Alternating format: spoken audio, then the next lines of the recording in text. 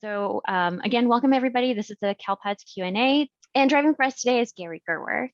And the way that this works is, if this is the first time that you're joining us for office hours, it works the same as our Q A. But if you've never been to either of them, we ask that first you edit your name. So if you click on the participants list, hover over your name and make sure you're renaming it so that it shows your first, last name and the LEA or org that you're representing. That way we know who you are and where you're from. And if you have any questions, we ask that you please write them in the chat box. We're going to ask you that you number them Q1, Q2, Q3, etc., because we want to make sure that we're getting to everyone's question once first, and then we'll circle back and hit any question twos and above as we have time. If you already have a service desk ticket open, we ask that you please just continue working with your agent through the service desk. Typically, we have more information in the ticket and we don't want to muddy the waters. This venue, we won't be able to go deep into your specific data. And so if your question today requires that we dig into your scenario, we won't be able to do that. And so we may ask that you put in a ticket so that we can look into it further. And with that, Angela, did you have anything else to add? I do. I can share what's we're expecting tomorrow to be in the Tuesday release. So let me share my screen. And again, last week was a short week.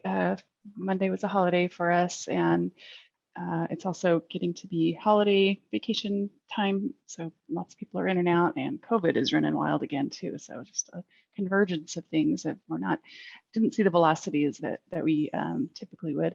So it looks like these are the items scheduled for tomorrow, although we did patch a couple things last week. That ugly one about the SSRV failing upload, that got patched. I can't remember off the top of my head. Last week was a blur. And I do believe that CDE is based on feedback that they've heard from you, that they are going to put together a letter to superintendents to let them know where we're at with the new certification data discrepancies. And there's also another flash coming out with information about that as well. And those were the total of my announcements. All right. So I suppose we're just going to dive into the questions now. And we're going to start off with Denise. Question 1 says, for multiple offenders involved in the same incident, for example, fighting, should all the offenders' sync records in the incident share the same local incident ID? Currently, I received a fatal sync 0497. Is this a known issue? And yes, it is a known issue. We just logged it this morning. So when you're in our known issues webpage, and you can find that, Gary's showing you right now on the screen at the bottom. Angela is.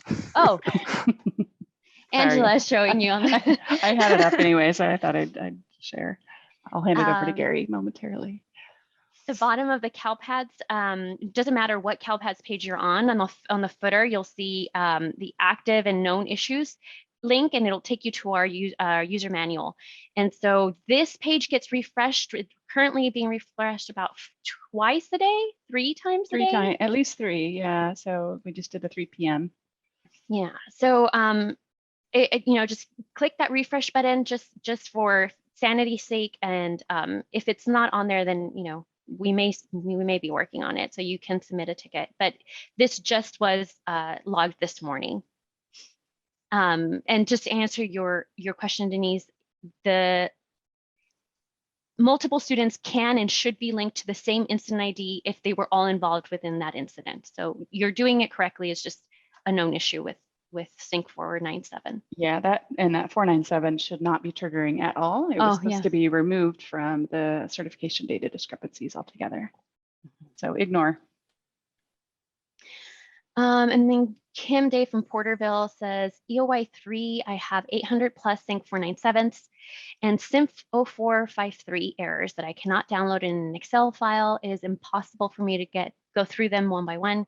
When can we expect these to be available in a report? There are also the 6,000 plus that are known issues. Am I the only one in this position? No, you're not the only one in that position. So both of those are known issues. And I realize that this it's tedious and it's cumbersome, but what we suggest is that when you're looking at your certification screen and you're looking at your errors, whether they're cert errors or they're CDDs, right, certification data discrepancies, look at the Flash 226 and look at this known issues list and make sure that that validation isn't already identified as one that is over triggering or has an error. If it is either on the Flash 226 or on the known issues list, just skip it. Don't waste your time trying to, go through them just because we know that there's issues with them. We're trying to fix through them. We are working on the error report. That's 1.0 on the certification screen. That report is currently only pulling certification errors, but in the next release or maybe the one after that, we should have the CDDs included so that you can download an Excel or CSV version of that.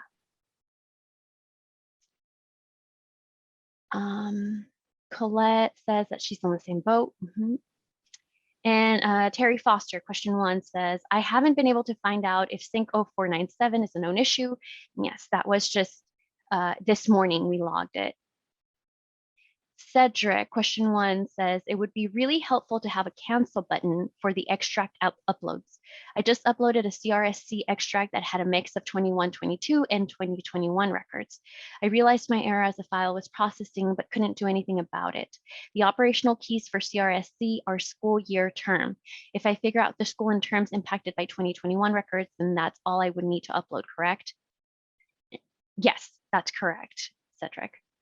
In terms of creating a cancel button, I think that would just be an enhancement request. I don't know, given everything else that we have, how. I don't. Yeah. But, if other people find it useful, we might consider it and try to get it in. Ren, question 1. If I do remember correct, we have a new exit code E156 for super seniors. I was not able to see it on my SIS. Is anyone else missing this error code in PowerSchool, or is it me? So I'm going to let other people that have PowerSchool answer you, Ren, because I have no idea. But yes, that is a new code, E156 for all 12th graders. Angela from Bonita, question 1. Is there an ETA when the new CDD functionality training will be posted to the CSIS YouTube channel? I was unable to attend the live trainings. Thank you. Is Slyman back online? Yes, we made some headway on the initial recording, so hopefully we would be able to produce one maybe as early as Monday next week. Yeah, I'm gonna try to get that done this week, a little bit later on this week sometime. Awesome. Kim has an update for question 1. Says Sync 0497 was not on the known issues list when I went through it early this morning. Yeah, we just logged it this morning, and so I think maybe by the noon refresh, it was probably available in the known issues. And again, we are updating this list frequently, 3 to 4 times a day, because things are so volatile. So make sure you refresh just so you have the latest and greatest. And at the top, it has the timestamp. Karen Vargas, question 1.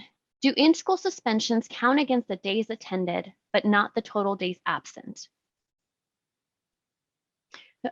Oh, sorry. I'm going to let Gary take over. Well, now I wasn't ready. Sorry. Sorry, Gary. Sorry. Okay, so do in-school suspensions count against the days attended, but not the total days absent? So in-school suspensions should not be part of your days attended count. They should be excluded. They used to be included in your days attended because, but because of the way that we updated the logic for this end of year, they should be excluded from your days attended in person count.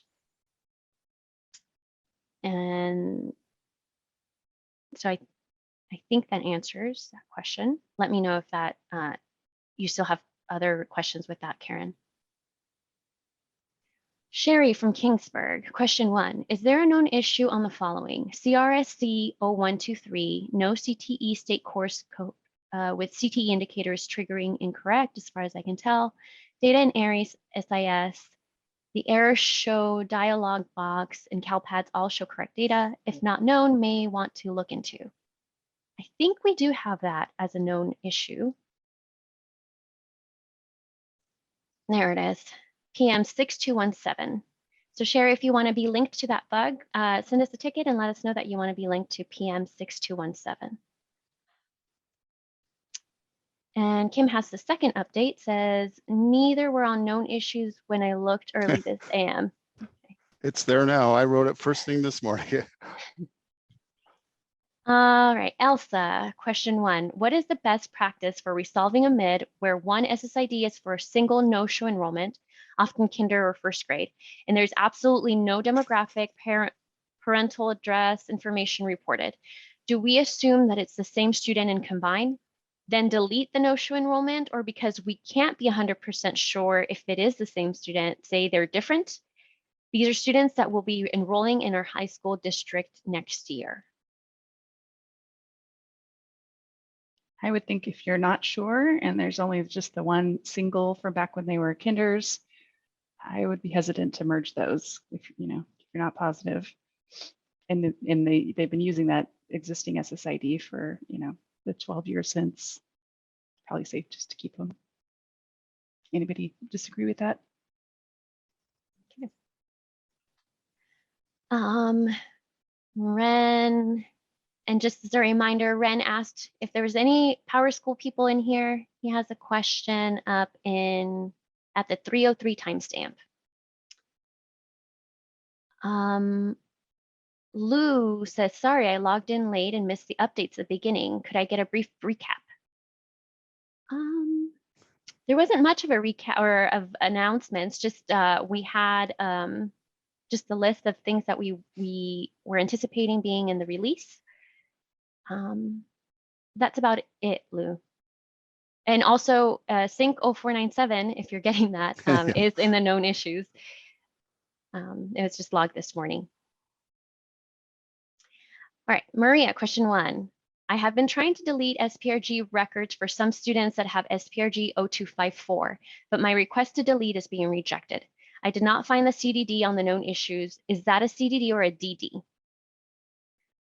So a DD and CDDs are one and the same, really. A DD is a data discrepancy before the certification window opens. If the DD, the data discrepancy, does not get cleared before the submission window opens, then it becomes a CDD, right? So it's a certification data discrepancy at that point. And so if SPRG 0254 is not in the known issues and it is not part of the flash, and you're having issues trying to correct it, then I would ask that you please submit a ticket so that we can look into why you can't delete. We do have some SPRG known issues. Oh, there it is. It's on the flash. So Maria, go ahead and ignore that validation and really all other validations that are on this flash, because we know that there are issues with it and we're trying to get to the bottom of them. So skip it and go on to the next validation error. Natasha is talking to Karen. And I just want to confirm the in-school suspensions should not be part of days attended. And you can find that in our CFS document when you're looking at the STAS file. You will see days that there's a note on there that says to exclude days in suspension under the days attended, that one, under comments.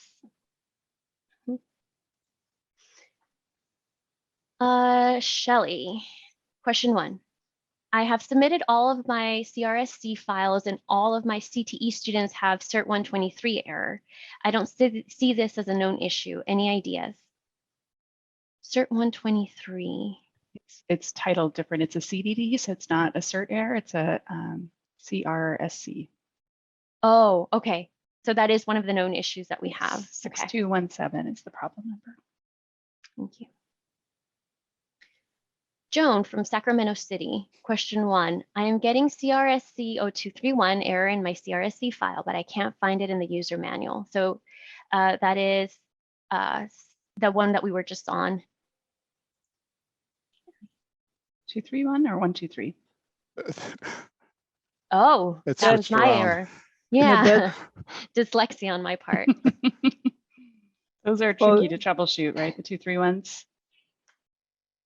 Yes, and the original error list had IVR as a prefix, so they wouldn't be able to see that on if they click on that error from the button in the certification page. And So just Kyron, go, that should be yeah, part of the fix tomorrow, right? Is that, are we, yes, the user manual will be updated? Yay, that's some yes, happy yeah. news. Mhm. Some good news today. So That the- IVR, it's IVR 0231 on the course section tab. And the trick I use for that one is to open up your extract and filter on the local course ID. And then the error itself lists about, I don't know, 7 or 8 attributes that have to be identical. Oftentimes it's the course name. So it'll be like PE1 versus PE2 that'll trigger that error. Gary's got it highlighted. It's awfully small on your screen though, Gary. Oh, I'm sorry about that. All right. Mika, Union School, question 1 says, I receive IVR 0064, invalid effective start date academic year combination when trying to resolve a CINF 0453 errors for students enrolled in the 22-23 school year. How can I update CINF records for the 22-23 academic year? So I've worked on that one. Have you too, Alex? No, this is one of the known issues, right, that you just logged this morning? 64? CINF, because he's trying to resolve a CINF 0453 for a student that was enrolled for 22-23. I think that's in Oh, the it's- flash. Yeah, it's triggering on, it was, but I logged it anyway because it was just a very specific scenario. So it's a little bit different than what Mika's reporting, that it shouldn't be triggering in your scenario too, Mika, so I can add that to the bug. It should be looking at current academic year students only for end of year. But the other scenario that I logged, it was triggering on historical records where the demographic record didn't even belong to the LEA that was getting the error. So a couple things that are going on with that one, but it was on the flash list. You're right, Kyron. Okay. Vicky says, I have several SPRG 0249 errors. Is there a way to clean these up all at one time, or will I have to go through them one at a time? What about if we do it for you? How does that sound? That sounds fantastic to me. Yeah, it's on the list. It's titled wrong. It shouldn't say migration. It's actually a bug that is happening currently in production. So it's 26239. And part of that bug, we've asked for a data cleanup to run like we did last time there were duplicates on program records. But basically, it's not honoring the operational key. And so what we're noticing for those of you that are trying to close out your program records for 21-22, it's instead of closing it, it's inserting a brand new record, and then that morphs into the SPRG 249 CDDs. So don't do anything. We'll take care of it for you. And if you want to be linked to that ticket, Vicky, you can let us know. You can be linked to 6239. Stephanie from Power School says, FYI, Power School does have the new E156 exit code. You have to map your local exit code to the CALPADS code.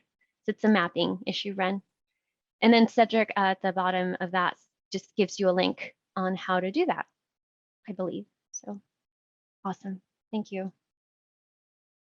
Daniela, question 1. When can we expect the over-triggering CDDs to be resolved? Even an estimated time will take to resolve would be really appreciated. Thanks.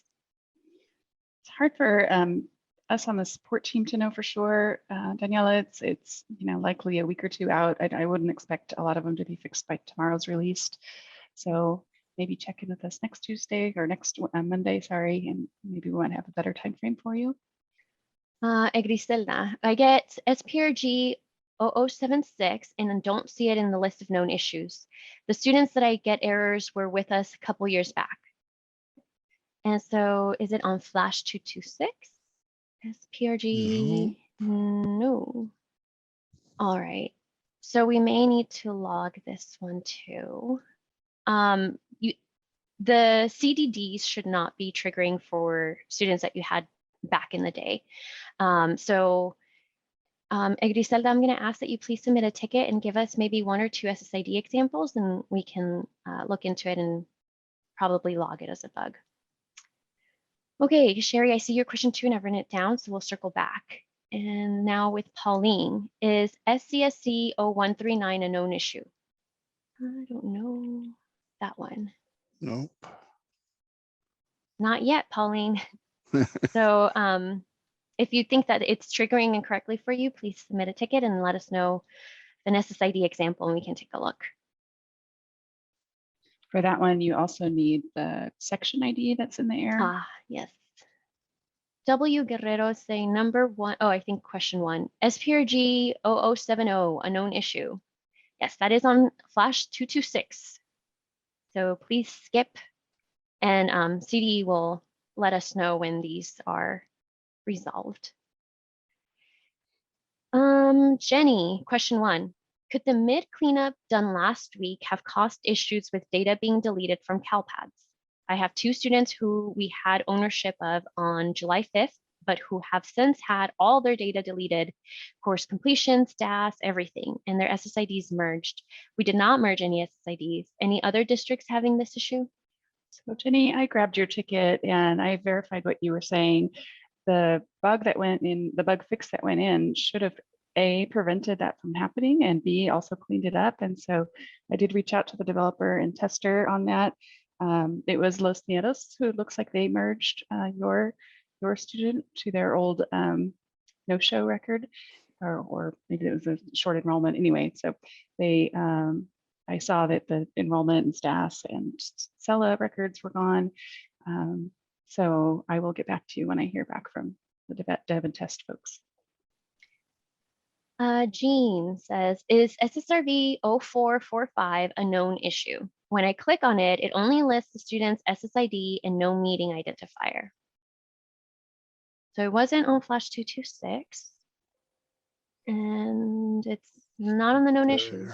Nope. Well, that's going to be a little hard for you to troubleshoot if there's no meeting ID. Is it one that's kind of hidden? You have to click the view button off to the right, and then it opens up that other record. And regardless, we might need to help you with that one. So if you can submit a ticket.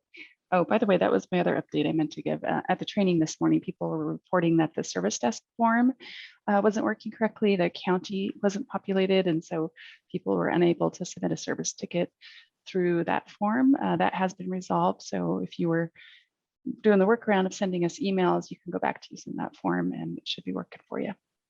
Raina from Farmersville says, FYI, I submitted a ticket to CalPads asking about Sync 0497 because they appear to be valid incident numbers on my end. They said it's currently being investigated. We did just log it this morning. So depending on when you sent it in, maybe that's why, but you can reply to the ticket if you haven't been already linked to the PM, to the known issues, and we can make sure to link your ticket. Okay, Jay Lubbers, can you please explain CSIS 0488 and how to resolve this? So CSIS 0488 says invalid incident local ID.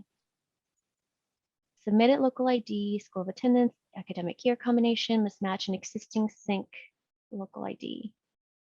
Aha. So that makes me believe that perhaps you submitted your CSIS file, but you didn't submit the corresponding sync. So if you did already submit the sync file, I would want to double check that that particular incident ID was included in your file. So CSIS 0488 should give you an incident ID along with it that you can double check your sync file against to make sure that that incident ID was included. If that didn't make sense, we can look at your files together if you submit a ticket. Anybody else have any other? I would say go to online maintenance. Gary, do you have CalPads up? And on the left-hand nav, go to online maintenance and incident data, and then type in the incident ID that's giving you the error and see what comes back. If it's not there, then it didn't get posted. Another way that you could do it is if you have all your sync data available to you, you could manually create the sync record and it should automatically tag or link your source to it. So another option. Okay, Mario, question 1. I am getting sync 0516 and understand it has to do with the incident ID and date. So if the incident has to do with multiple students and took longer due to investigation, hence the entry date is different for certain students, is it okay to just put the same entry date since the incident is the same? I do not want to have multiple incident IDs since it is the same. Hope I am making sense. The incident occurrence date should be the same for everyone involved in that incident. It's whenever that incident happened. So I would assume that when you're saying that there's different dates for different students, is maybe you're talking about the results, like maybe students started their suspensions at different times. If that's the case, then that should not impact the incident occurrence date. The incident occurrence date is just whenever the incident happened, and it's the same date for all students involved. Russ, question 1, is the STAS replacement functionality resolved now?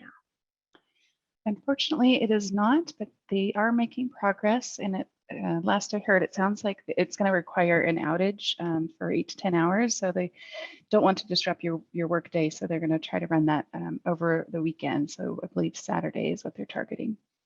So if it happens, they will probably send out an email. I'm sure they will, to let you guys know if the system's going to be offline at all this weekend. Okay.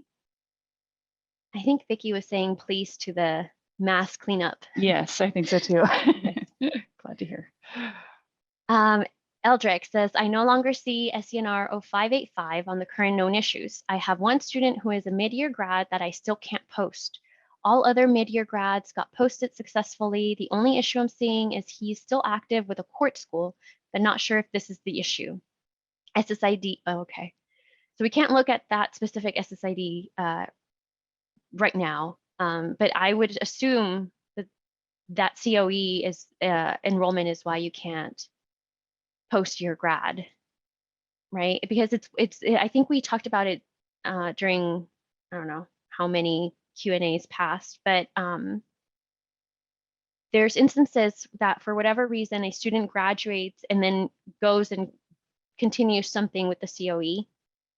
Does that ring any bells to you guys? And then we said, why is the COE enrolling that student if they've already graduated with you? So that COE shouldn't have submitted that enrollment. So maybe it's coordination with the COE to make sure, because basically CALPADS is saying once a student graduates, that's it. That's the end of their CALPADS journey, basically. Okay, now we go down to Rocio, question 1. I know CERT 154 is a known issue, but I've noticed that the incidents for a student listed on that error are no longer listed on the student's record. They disappeared. Would I need to upload those incidents again, or would it be visible after the error is fixed?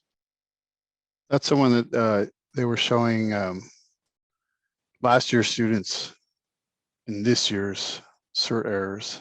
That's what the bug is anyways. But if the those are the orphan CSIS and soft records. So it's missing the student incident record for a student. So someone deleted the incident, but not the CSIS record. It is also full replacement, right? So it's possible that in an attempt to clear something else, you may have wiped the other valid records. So when I would say maybe try re-uploading your sync or CSIS or both, but make sure that you're including all of your records for that particular school that you're working on, or all the whole LEA. Okay, Mary Masters, question 1.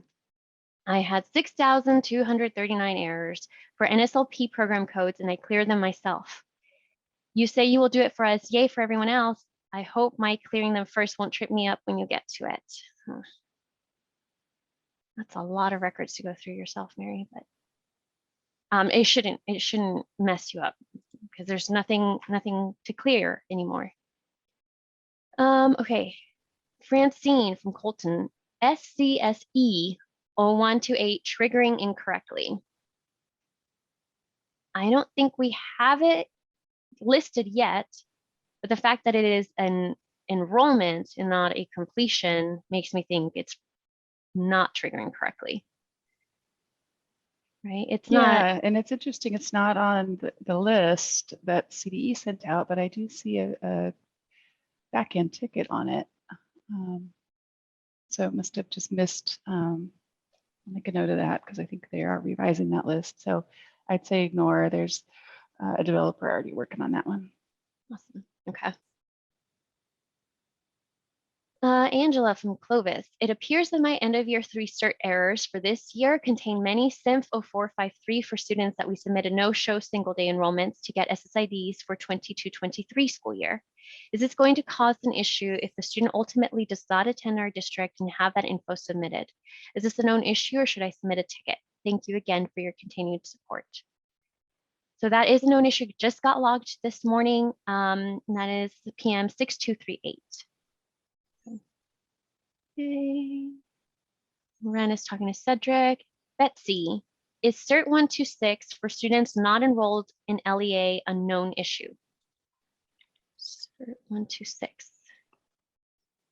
Doesn't look like it. Not going to be on this. It's also a, it's either the enrollment, it's an orphaned STAS record. So either they deleted the enrollment and forgot to delete the STAS before deleting the enrollment, or it's a short-term enrollment and they reported the STAS record, which shouldn't be the case. Okay. So Betsy, if you're having issues clearing that, go ahead and submit a ticket and we can help you try to find those orphan records for you. You don't, just a correction, short-term enrollment is reportable. The Oh, secondary. yeah, second. Sorry. Yeah, sorry about that. All right, and then Jean is saying regarding the SSRV 0445, when clicked on view, I got do not have the roles required to view this data. I got that this morning. I can't remember if it was 445 or not. Has anybody else seen that? I'm pretty sure Not for mine was an 445. yeah, mine was an SSRV, but I can't remember if it was 445. Just didn't get a chance to log a bug on it. Very busy. So Angela, not Angela Ratty, Angela, I got your question too. We'll circle back. if we go back to Jean, if you want to submit a ticket, I'll have something to link it to. So for your 445, and we'll get a bug logged for you. Rebecca, question 1. I am trying to click on an instant ID from the certification details and I get an error. I'm getting the something went wrong error. I got that in test this morning too, during the demo. Was So it what on you an could, incident ID, Kyron? yes, when they expand, they show the details. What you could do is copy the, a workaround is to copy the incident ID and just go to incident data directly to search for that incident. Okay, Cedric's responding to Ren. Barbara Smith from Pacifica says, since most of us are stuck and can't do anything because of known issues, a downtime is not a problem. So that's, I think, to fix the STAS replacement processing. Okay, Mika, I got your question too. And then Mary Masters, I think you're saying not quantity, error number 6,000. Oh, it says at 322, I wasn't claiming 6,000 errors. I was talking about your error 6239. Okay, thanks. And I don't know if that changes our answer or not. Oh, God, okay. I see. Okay, BT, question 1. I came across an SSID that has retired and was provided with the SSID that is being kept, but none of our records, enrollment, demographics, programs, etc., was merged over, so I had to manually add them using Fall 1 reports. Is there a way to push this so I don't have to also manually create all of Fall 2 records again? Yeah, I checked. That was Jenny's question too, that she had the same scenario where the merge data did not come over. And so we had a fix for that once before.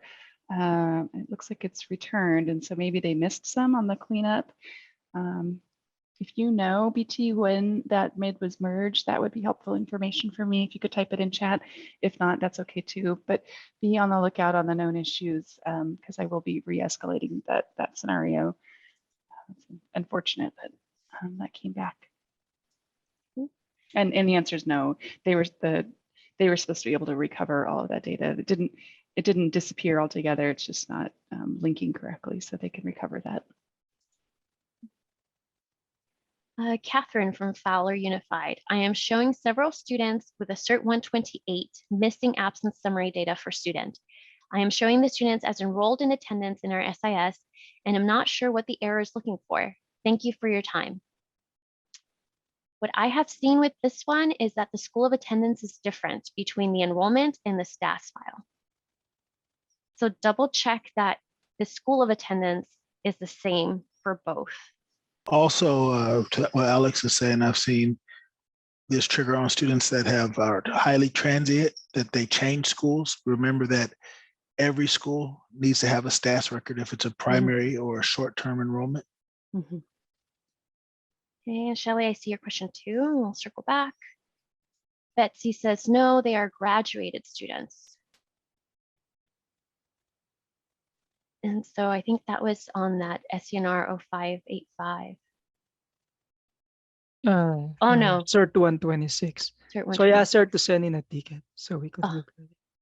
Cool. Okay. Tanya, question 1. I am receiving error CRSC 0530 that is not allowing to post my CRSC. I am only getting this error for one of the schools. I checked my SIS and the grade level is populated accurately. So I'm assuming that that is an input validation. It's not allowing you to post 0530.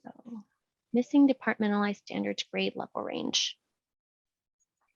And you're saying the grade level is populated accurately. So I'm assuming you're talking about your standards grade level range is populated accurately. But we may have to look at your file anyway, just to make sure. So if Tanya, if you can put in a ticket and put in the job ID that's triggering that CRSC 0530, then we can take a look at your file submission and make sure that everything is populated correctly. And then we'll figure out if we need to log a bug for that or not. Moving on to Yadira from Eastside Union. Question 1, I only have 3 SPED 0398 missing parental involvement facilitation code. I am not sure where to find this field in my ARIES, but was wondering if the data is populated under special education or special education services. Just not sure where to show my SPED director where to fix the error. So that is in your SPED file, in your special education file. That's where the parental involvement facilitation code is. I don't know if in your district you're bringing over your SPED files into your ARIES, but I would assume that even if that is the case, your SPED specialist would need to make that update in their SEDS. So STACE or CSIS, whatever it is that you're using, that is where they would need to make that update. And then it should link to your ARIES if that's how you're doing it, and definitely over to CALPADS by submitting another SPED file.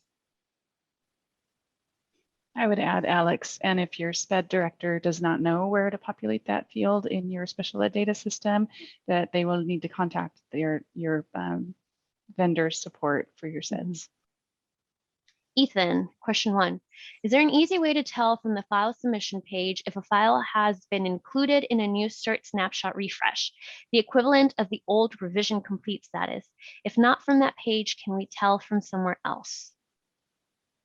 Yeah, unfortunately, that's some functionality that we lost that is not coming back. And so you have to go to the certification status screen and check the revision date on the main landing page. But even then, that's not really what you're asking, right? You want to make sure that the file you posted is included in that certification. And sometimes it's a little bit of a guessing game, Ethan, I'm sorry. Okay. So Tanya, we said we needed a ticket so we can look at your job ID. And then BT says, sorry, I don't know when it was merged nor who merged it. My guess is sometime after March.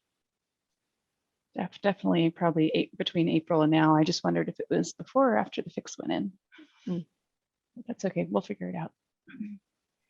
And Shelly's talking to Yadira. Yadira's following up on question 1, says we use SACE. Okay. Jan's talking to Yadira. Jenny's talking to Yadira. Yadira is very popular right now. So I'm going to go back into question 2s and above. And we're going to start off with Sherry at 3:15. Okay, so says Cert 056, special education exit code for students without disabilities or with disabilities, is triggering incorrectly. Could the PSTS 0481 be associated with this issue? Cert 56. Where's that at? It's 56. I would assume either end of year 3 or 4. 3 maybe, because 3, yeah. there it is. And so do we have a known issue with this one? I'm not finding one.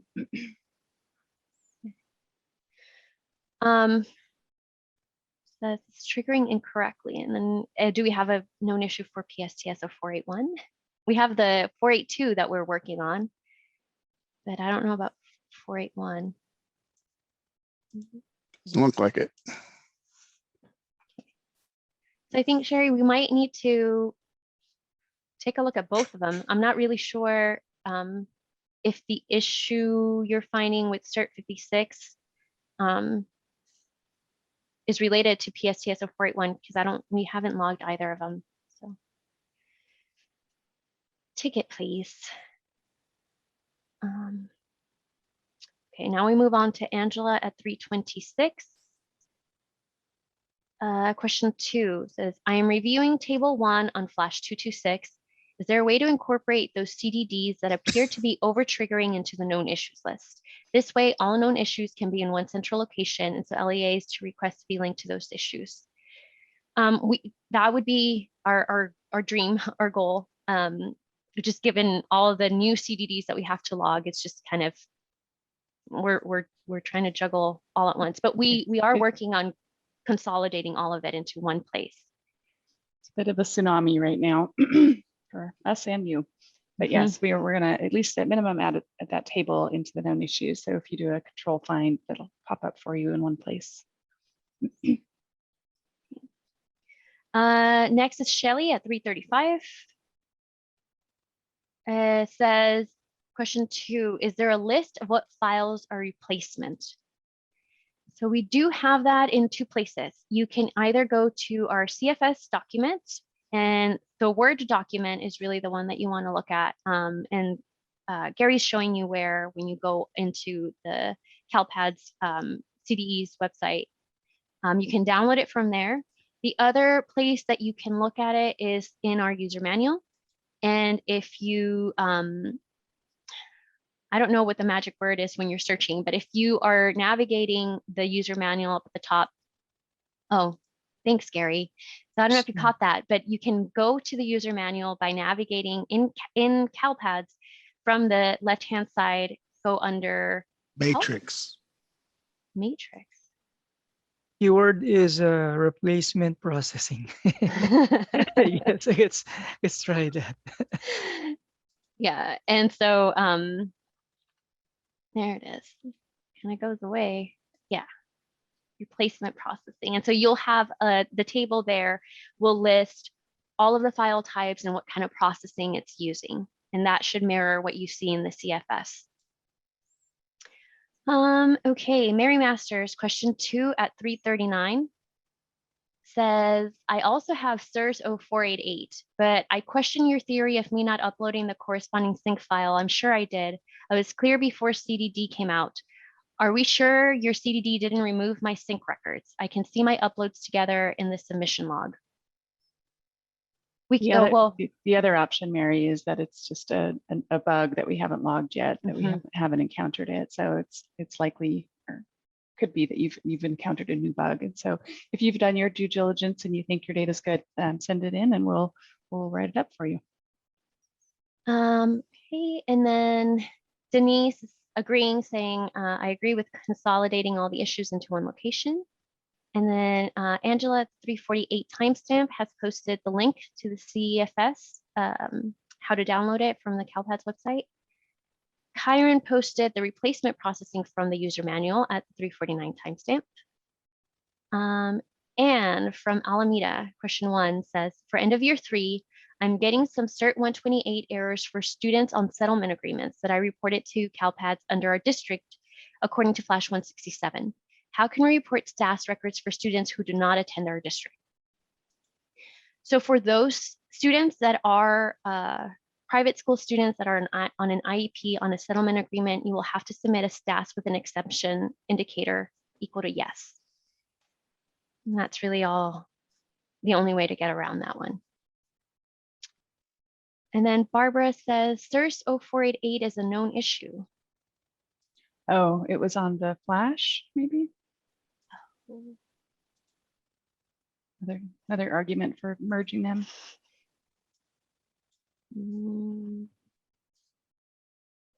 Oh yeah, that last one on under EOY 3 column, CSIS 0488. Thank you, Barbara. Got the wrong one. So for all the CSIS 0488 people that were on this call, skip it. It's a known issue. We're working on it. And that is all the questions. Hope everyone's hanging in there. It's only Monday afternoon. I'm already exhausted. I know. Yeah. A long week. Okay, got a couple more. So Sherry, question 2 says follow up. Paul pushed up the CERT 56 to programming and it's triggering incorrectly. Just wondering if the PSTS 0481 SPED student must be older than 16 and have an exited SCNR record will clear when CERT 56 gets resolved. Probably too much, sorry. So Paul, you escalated 56. Probably. We got Looking quite a now. list. That might be too much for me, Sherry. I'm not sure I'm following all that. Yeah, there is one up in the escalation queue labeled as high, waiting for review. I'll get to that after this call. But do you know the answer to her question about the relationship to PSTS 481? I do not. I established that the, hold on here. Yeah, I had established that the 56 was just triggering incorrectly, but I had not delved into the underlying problems. Okay. Mary Masters says, is it safe to upload CRSC and SCSC? As far as I'm concerned, yes, it's safe. Go ahead. Jody asks, did I miss the timeline for the fix for CERT 123? I don't know that we gave an ETA on that one. We don't have one. So no, Jody, you didn't miss it. There just isn't one yet. Wendy says, thank you. We appreciate you and all your hard work. And honestly, ditto to everyone out there. We know it's tough and we know that you're scrambling, doing the best you can. We really, really appreciate all of your hard work. Leanne says, agreed, Angela, it's been a long week already. Carolyn's also asked, saying that she hopes we're doing okay. We depend on you. So, hey, Alex Young Manriquez, COE. I feel like I haven't seen you, Alex. You've been missing out on some office hours, Q&As. BT, question 2. If I upload a file with no SSIDs, what happens? Depends on the file. Yeah. Trick question, huh? Yeah. But if it's an SCNR file and you submit it with no SSIDs, CalPADS is going to try to generate an SSID for you. And CalPADS currently is trying to generate an SSID based on whether it finds a match between your local ID that you're submitting and your district. So if at any point your district had a local ID with an SSID associated, it will just try to link that same SSID back to it.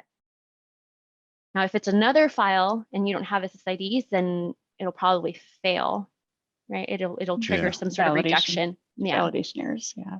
But to tack onto that, Alex, if that's a really rare scenario that you're resubmitting an SSID request for a student you've already obtained an SSID for. So the bulk of the time, CalPADS is just going to issue you a brand new SSID, but whether or not that student has already been issued one somewhere in the state, that's the new CalPADS way.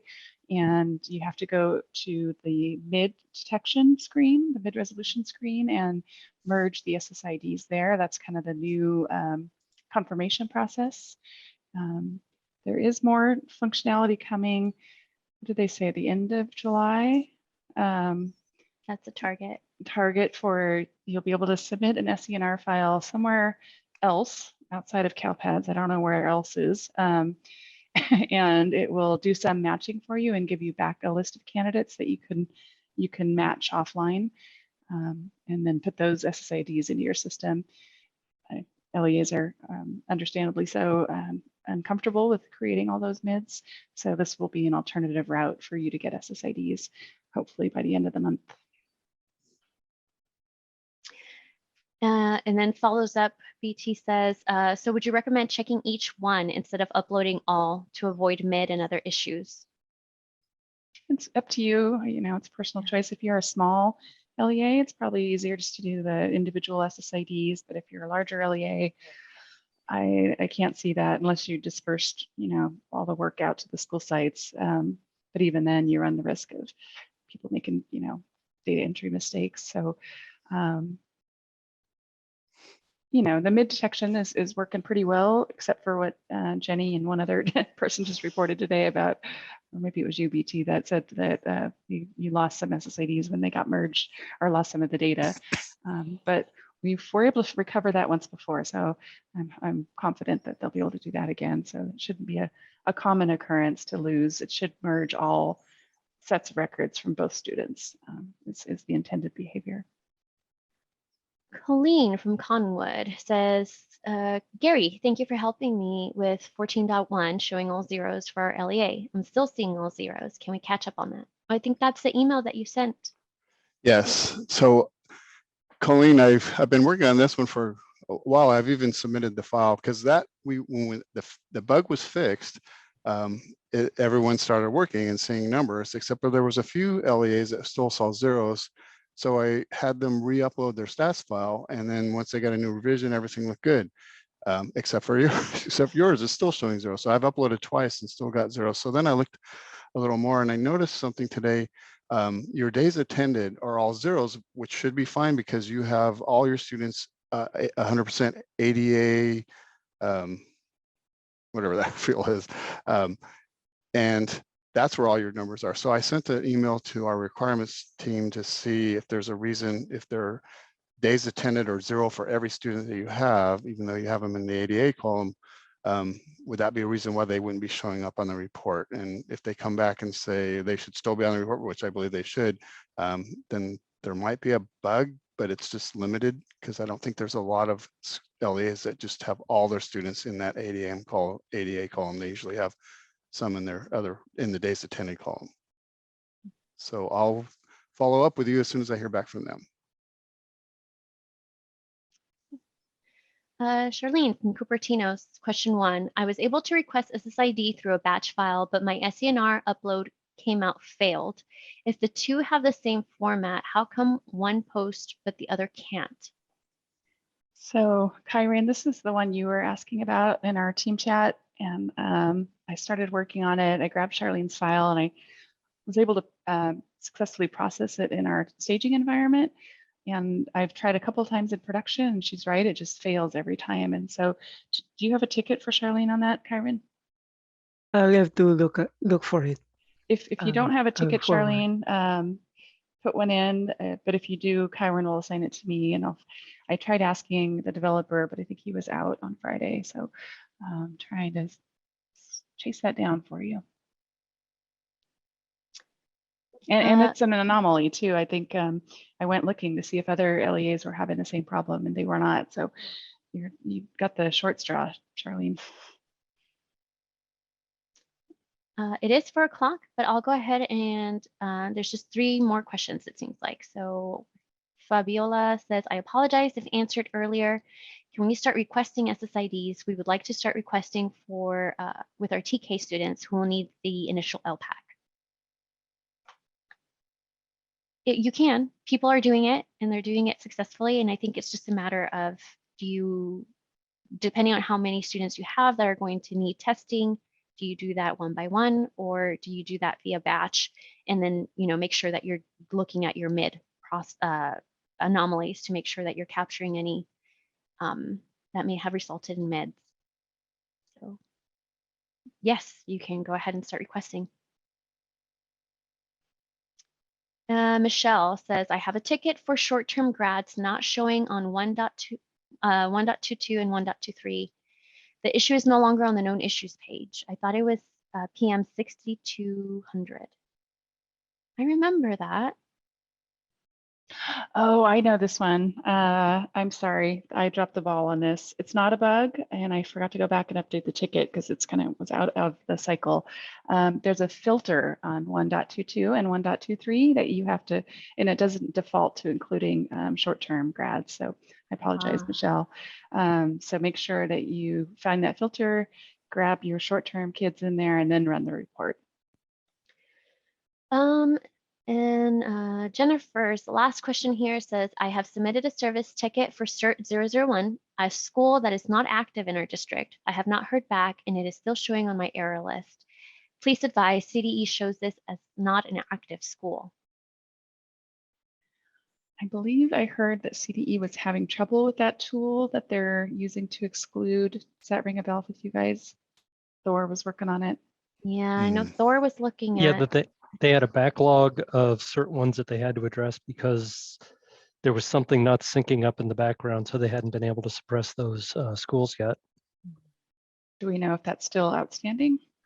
I had not heard any different, no. So they will get to you. They have a long list, it sounds like, of schools they need to exclude. And then Charlene just posted a question too. So we'll just take it. Says, I have about a dozen extra mids just showed up triggered by a particular LEA. If these are students who left our district last year and we don't have the focused SSIDs, should I try to combine them? I don't know, Angela, I defer to you with the mids. Yeah, I'm thinking. I'm doing pros and cons in my head.